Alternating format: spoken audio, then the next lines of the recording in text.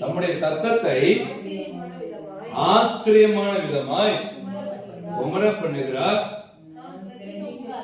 நாம் கிரகிக்க கூடாத அப்படின்னா என்ன அர்த்தம்? யோசிக்க கூட முடியாது வாழ்க்கையில. இதெல்லாம் அப்பா செய்வாரா? அல்லேலூயா.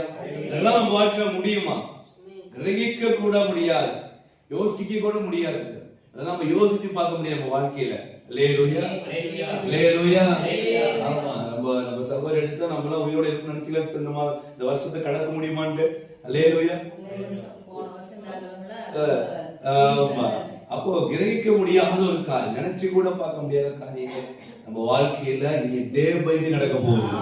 ஒரு நாள் மட்டுமல்ல, தினந்தோறும் வாழ்க்கையில நினைச்சே பார்க்கலான்றவரே, எதிர்பார்க்கலான்றவரே, இந்த ஆசீர்வாதத்தை எதிரே பார்க்கல, எனக்கு நீங்க கொடுத்துட்டீங்க. கரங்களை கட்டி அப்பா வைக்கப்படுங்க. ஒவ்வொரு நாளும் எனக்கு இது நான் எதிர்பார்க்கலையே, இது என் வாழ்க்கையில இது கிடைக்குமான்னு எதிர்பார்க்கலையே.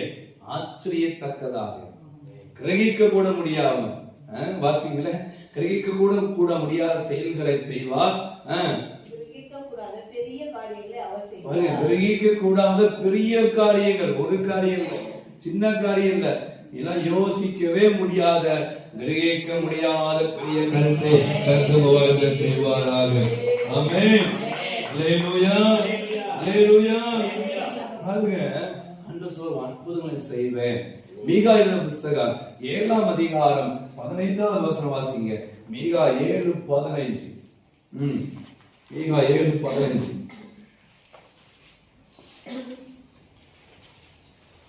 நீ எகிப்து தேசத்தில்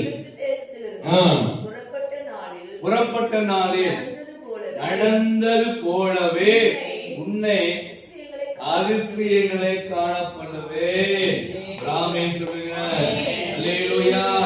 அடிமை கடத்துல இருந்த இஸ்ரவேல் ஜனங்கள் அவங்க வாழ்க்கையில கஷ்டம், பாடு, பார்வனுடைய ஒடுக்குதல், இதை மட்டுமே தான் வாழ்க்கையில பார்த்தாங்க.